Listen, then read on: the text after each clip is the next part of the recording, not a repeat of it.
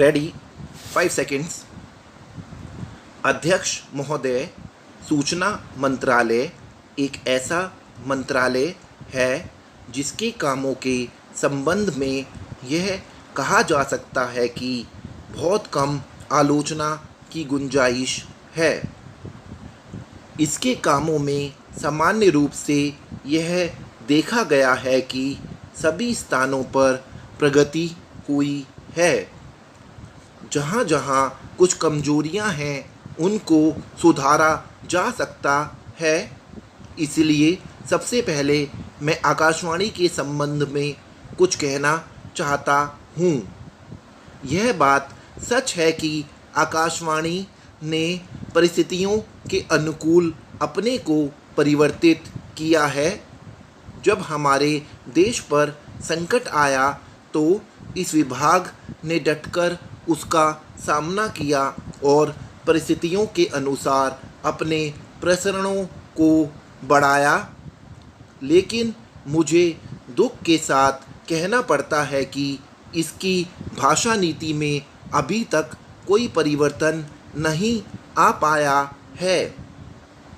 इस मंत्रालय का एक महत्वपूर्ण विभाग पत्र सूचना कार्यालय है, जिसके द्वारा सभी सरकारी सूचनाएं अखबारों के द्वारा जनता तक पहुंचती है। अभी तक हमारे इस मंत्रालय का यह दृष्टिकोण रहा है कि इस देश की भाषा अंग्रेजी है और सब काम अंग्रेजी भाषा के माध्यम से होना चाहिए।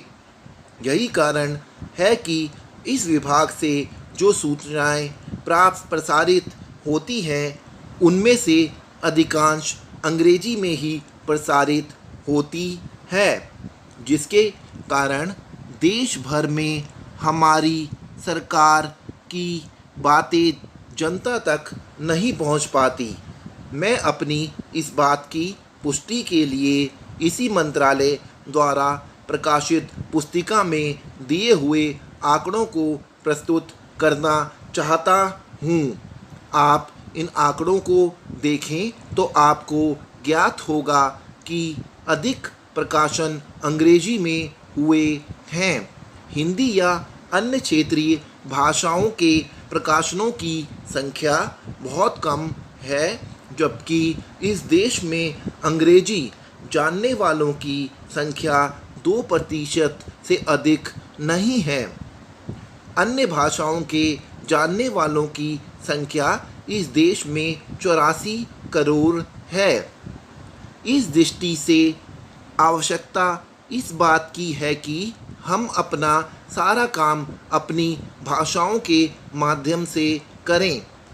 अभी कई माननीय सदस्यों ने अपने विचार व्यक्त करते हुए कहा कि 1965 से हमारे देश की मुख्य भाषा हिंदी हो गई है और अंग्रेजी केवल सहभाषा के रूप में है। लेकिन फिर भी अधिकांश काम आज भी अंग्रेजी में ही होता है। मैं चाहता हूँ कि आप ऐसे कदम उठाएं कि देश पर में हिंदी के माध्यम के द्वारा यह कार्य सुचारू रूप से चलने लगे। जो आंकड़े हमें दिए गए हैं उनमें बताया गया है कि पत्र सूचना कार्यालय के हिंदी विभाग में अपर्याप्त कर्मचारी हैं। अध्यक्ष महोदय, मैं मंत्री महोदय को बतलाना चाहता हूं कि कुछ वर्ष पूर्व इस विभाग में अपर्याप्त कर्मचारी थे।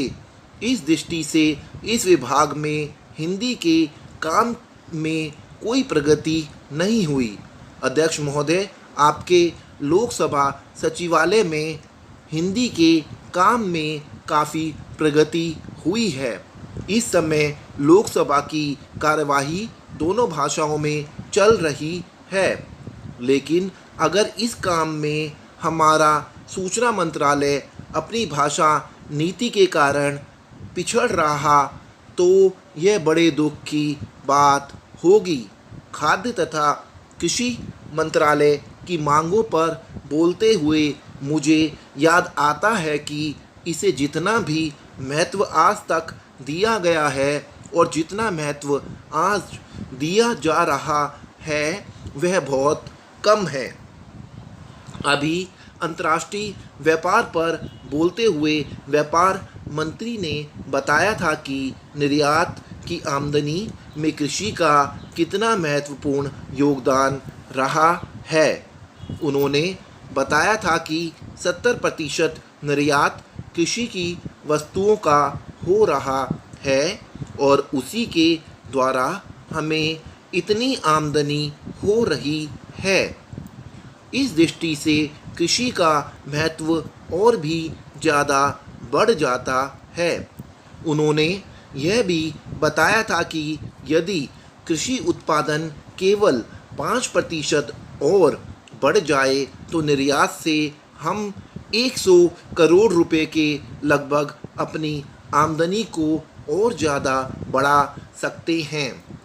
इतना महत्व इसका होने के बावजूद भी मुझे बड़ा खेद है और सचमुच यह बड़े दुख की बात है कि आप कृषि के ऊपर जिसमें 100 करोड़ रुपया लगाने की क्षमता है 1 करोड़ रुपया भी खर्च करने के लिए तैयार नहीं हैं। मैं तो यहाँ तक कहूँगा कि जिसे हम औद्योगिक उत्पादन मानते हैं उस प्रकार का उत्पादन आज भी हमारे देश में नहीं हो रहा है। वास्तव में उत्पादन केवल कृषि से ही हो सकता है क्योंकि कृषि वस्तुओं से ही आपके दूसरे औद्योगिक संस्थान चलते हैं। यदि रुई देश में पैदा ना हो तो कपड़ा कैसे बन सकता है। यदि मूंगफली देश में पैदा ना हो तो वनस्पति घी देश में पैदा नहीं हो सकता। इसलिए हमारा सारा उत्पादन कृषि वस्तुओं पर ही निर्भर है। इसी तरह से खनिज पदार्थों की स्थिति है। यदि खनिज पदार्थ निकालने पर ज़्यादा जोर दिया जाए तो उससे न केवल उत्पादन बढ़ेगा, हमारे उद्योगों को काम मिलेगा, बल्कि विदेशी मुद्रा में भी बहुत बड़ी मात्रा में कमाई की जा सकती है। हमारे देश में हर प्रकार की वस्तुओं का बहुत बड़ा भंडार हमारी भूमि में उपलब्ध है।